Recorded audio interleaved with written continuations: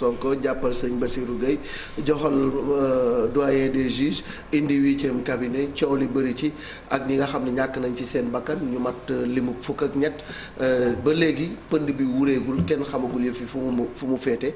Adji Sarr génn bërki démb def déclaration date bi ñëwaat na 1 an après lan moo xew. li xew 1 an après mooy que dañ ciy joxoñaat baaraamu tuuma sunu justice.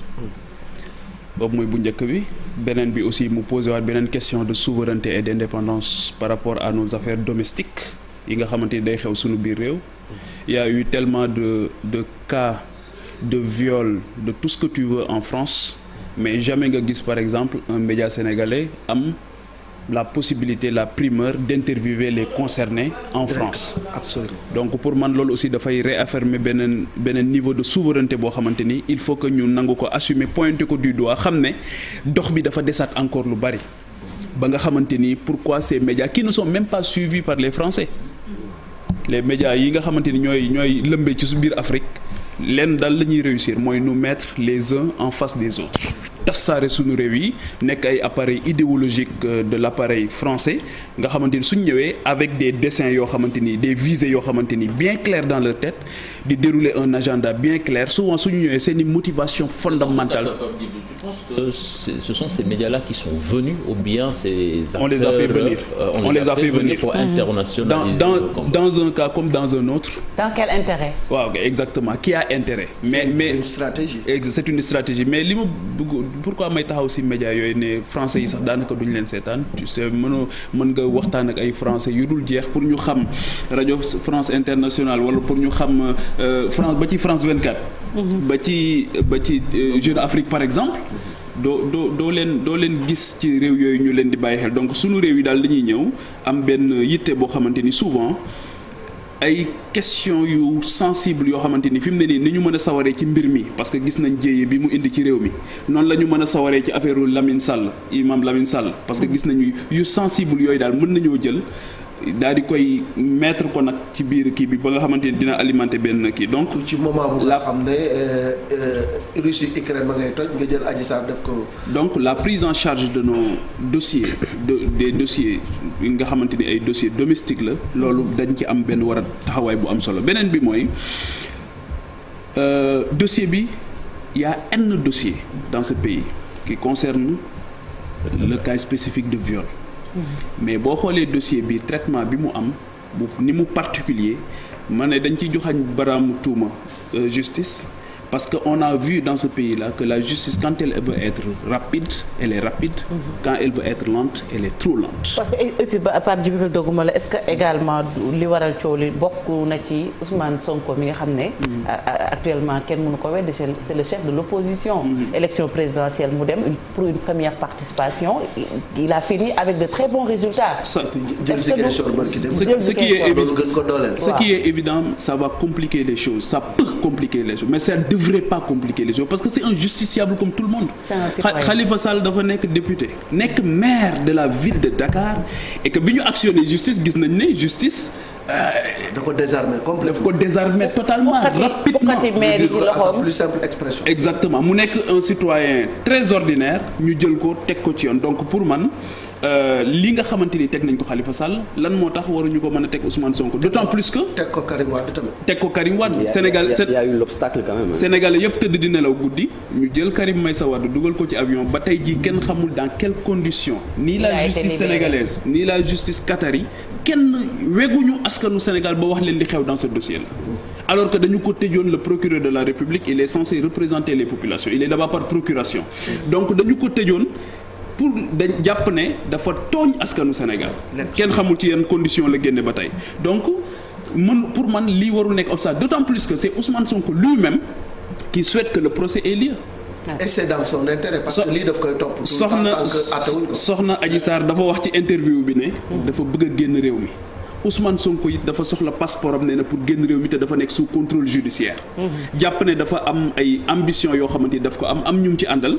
jàpp ne lii dafa nekk un obstacle majeur par rapport donc pourquoi le procès mënul am. pourquoi le procès mënutul am. Pape Djibril, est-ce que tu foogoon ne bu ñu comparer ak Khalifa Sall Karim Wade, c'est que parce que il y a eu l'obstacle quand même de la population des jeunes yoo xamante ne dañoo taxaw rek. mais pas du tout. Voilà en tout cas problème yi jot a am bis boobu noonu voilà et puis est-ce que l'État aussi dans son droit de préserver l'ordre dans le sur le territoire est-ce que du loolu tamit moo xaw a yéexal mbir yi. waaw mais il faut que ñu xam lan la ñu bëgg xam nga loi moom caractère général et impersonnel la. te wax naa léegi ne nous sommes d'égale dignité devant la loi. leneen li mooy man mënuma lier systématiquement le viol wala l'accusation de viol ak les événements du mois de mars. Parce que président ci boppam moo ne dañ koy dissocier. Donc cela veut dire que le viol en tant que tel wala l'accusation de viol en tant que tel il faut que ñu traiter ko mu féete ci sunu ginnaaw léegi nag ñu ñëw nag par rapport au soulèvement populaire par rapport à cette frustration bi ministre bi doon wax qui aurait causé plus de 14 morts et que mënuñoo am 14 morts peut-être que ñun deele wuñu ci waaye ñi dee ñëpp la ñu bokkal parce que ñoo bokk réew mi. Effectivement. Mais tey jii ñooñu nga xamante ni deele nañ tey jii. on doit rendre justice rien que pour ces personnes-là. Exactement te ñooñu atangi nii. kenn yëyu ci kenn yàbbu yu ci personne n'est responsable. mais président amul droit sax fekkee moom dafa jàpp ni dafa dissocier yi fii warul am droit nit ñëpp xalaatee noonu parce que à l'origine c'est Ousmane Sonko qui avait appelé au mortal combat. yëf yi foofu la commencé. Il y a eu ce bouclier humain là qui l'a empêché d'aller au tribunal. yëf yi fa la commencé c'est l'élément déclencheur. Donc ça veut dire que forcément tout cela est lié quand même. Mais xam nga justement c'est-à-dire que c'est là aussi où la justice doit montrer son indépendance et sa force. Parce que sëñ bi am na fu ñuy egg gis nga les plages de confiance justice daf ci bokk comme ni ci presse bokkee comme ni ci administration territoriale bokkee réew dafa am ay plages de confiance. Donc la justice rek moom moo mën a wax est-ce que lii mu woote mortal combat la est-ce que droit de résistance bi dañ koy dugal ci appel à insurrection wala quelque chose comme ça. Il y a que la justice qui est habilitée à qualifier ce que les uns et les autres disent dans l'espace public. Justice rek moo ko mën ñun ñii ñëpp kenn mënu ko ci mën nañoo nag am suñu appréciation en tant que on est arrivé à un moment boo xam ne dañoo dem ba jàpp ni la pression populaire a eu raison de la justice. Oui mais le président il dit avoir compris c'est la première institution mooy la clé de voûte des institutions. moom nee na il a compris que ce qui était à l'origine de cet embrasement là c'est un désœuvrement et une frustration boo xamante ni né du Covid ak yooyu xam nga tamit on ne peut pas être plus royaliste que le roi. Même si on est en république on ne peut pas parler de roi. ba pare 31 décembre bi jiitu mois de mars bi moom moo toog ci télé bi aussi wax loo xam daf ko dugal. parce que dafa wax ne bu ñu tooñee nit wala bu nit nekkee en cause nee na ñu indi dossier bi. ci ministre de la justice mu ne ko ministre de la justice non mu ne ñu indi ko ci procureur mu ne ko procureur di woo ñu ne ko ministre de la justice mu ne ko ministre de la justice di woo ñu ne ko le président mu ne koo xamante ni bu ñu ko tëjee réew mi tàkk est-ce que dinaa bàyyi ñu tëj ko et il venait pour moi benn coup de jarnac la doon def à la justice. Et c'est ça qui complique davantage les choses. Quand on dit séparation des pouvoirs. Il y a quelqu'un là-bas qui fait partie du plateau. Il est loin mais il est là. Chérif Atia.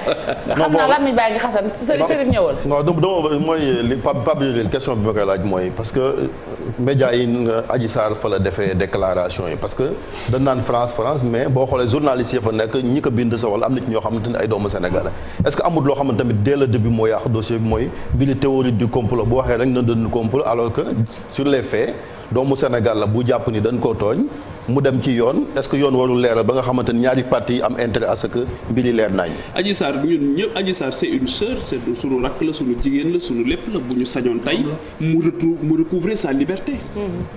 yaa ngi dégg amul benn sénégalais boo xamante ni man le 29 décembre passé maa ngi la koy wax. maa ngi passé toute la journée au camp pénal ci jigéen ñi. waaw.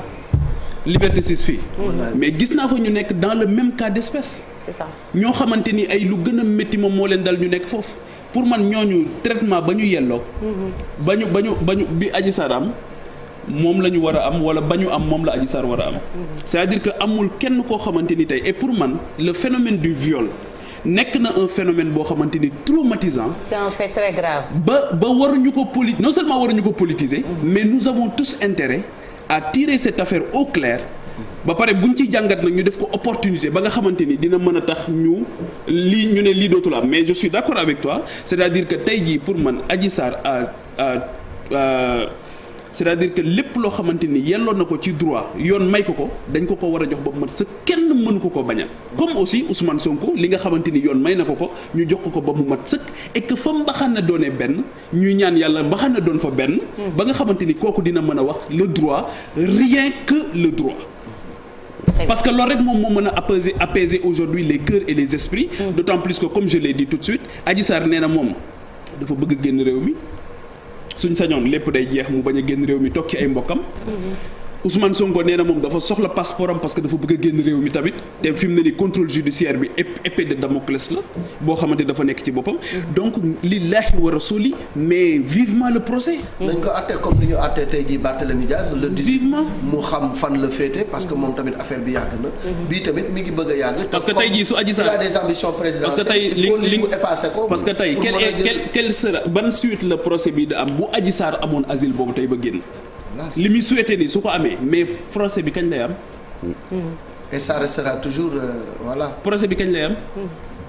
donc loolu tamit voilà gisuma jurisprudence boo xamante ni. je pense que dinañu ci mën a dimbali. je pense que bu asile boobu muy wax c'est ci cas boo xamee ni procès du am loolu la yaakaar parce que moom soo koy dégg muy wax dafa mel ni que. il est désespéré parce que nee na gëmatuma sama justice réew. mel na ni dañu ragal Ousmane Sonko ba kenn ñemewul àtte mbir mi alors que lu ñu war a àtte la mu féete boor aussi bien dans l'intérêt de Ousmane Sonko que dans l'intérêt de Adji Sarr. waaw bi ñu décidé di vivre en société di vivre en république justice rek dafa am parce que conflit mënta ñàkk ci société. société humaine yëpp day am jàppante day am ay dysfonctionnement day am ay njuumte day am waaye il n'y a que la justice moom moo war a ñëw. pour pallier li nga xamante ni moom mooy loolu di xew te aujourd'hui Adji Sarr peut-être que est un échantillon représentatif de beaucoup de filles de beaucoup de femmes qui sont dans le même cas d'espèce yaa ngi dégg qui méritent une justice indépendante libre équitable ba nga xamante ni dinañ mën a dellu siwaat ci société bi dund convenablement parce que li muy dund ni yàlla xam na ne ku bokk ak moom yërëm ko parce que yombul 3 policiers ñoo lay garder parce que loolu la article bi wax. changé nga 5 fois fi nga xamante ni foofu nga dëkk. en une année mënatoo gis say amis d'enfance peut-être. mënatoo gis say bopp bala ngay nelaw da ngay justement parce que aujourd'hui peut-être que Ousmane Sonko est dans le même cas d'espèce parce que tey jii nga am événement boo xamante ni dafa am jóge. ci loo xamante ni jàpp nañ ne yéen da ngeen a bokk ci li nga xamante ni moom moo ko sabab. fukki nit ak ñeent sëñ bi bakkanu doomu aadama dafa fort. fukki nit ak ñeent faatu ci mais il faut être très costaud il faut être très costaud pour dormir sans somnifère. ñenn ñi ñàkk ci seen liggéey. Maintenant li Chérif wax léegi par rapport aux médias français dans cette affaire aussi il a beaucoup été question de la France et des affaires françaises dans notre pays. loolu tamit. boo xoolee même station Total yi et cetera te foofu tamit on s'est rendu compte.